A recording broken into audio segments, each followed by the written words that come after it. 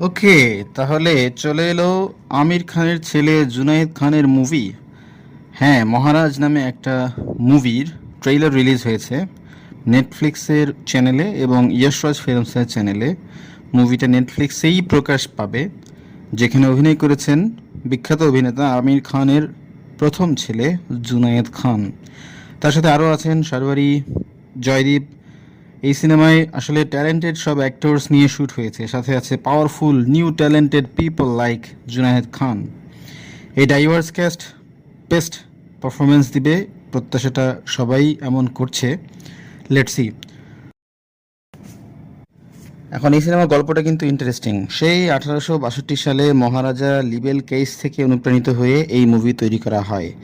এখানে একটি periodic drama আমরা দেখতে পাবো, যেখানে ক্ষমতা, বিচার ব্যবস্থা এবং সামাজিক নানা বিষয়গুলোকে ফোকাস করা হয়েছে। 1862 সাল অনেক পুরনো সময়, কিন্তু এই কেসটা ওই সময়ে ভারতে একটা ঐতিহাসিক মাইলফলক। একটি পত্রিকা আলোচ্য মহারাজার উপরে একটি নিবন্ধ প্রকাশ করে, যার বিষয়বস্তু ছিল হচ্ছে তার মহিলা ফলোয়ার বা সেবিকাদের সে বিভিন্নভাবে হেনস্থা করে এবং তাদের সাথে অনৈতিক সম্পর্ক স্থাপন করে। এই ব্যাপারটা নিয়েই পরে আদালত পর্যন্ত যায় মহারাজা এবং সাংবাদিক যিনি এই রিপোর্টটা করেছিলেন। এখন শেষ পর্যন্ত এখানে কি হয়, রায় কার পক্ষে যায়, সেটা জানতে হলেই আপনাকে দেখতে হবে মহারাজ মুভিটি। সাংবাদিক চরিত্রে এখানে অভিনয় করেছেন হচ্ছে আমির খানের ছেলে জুনায়েদ।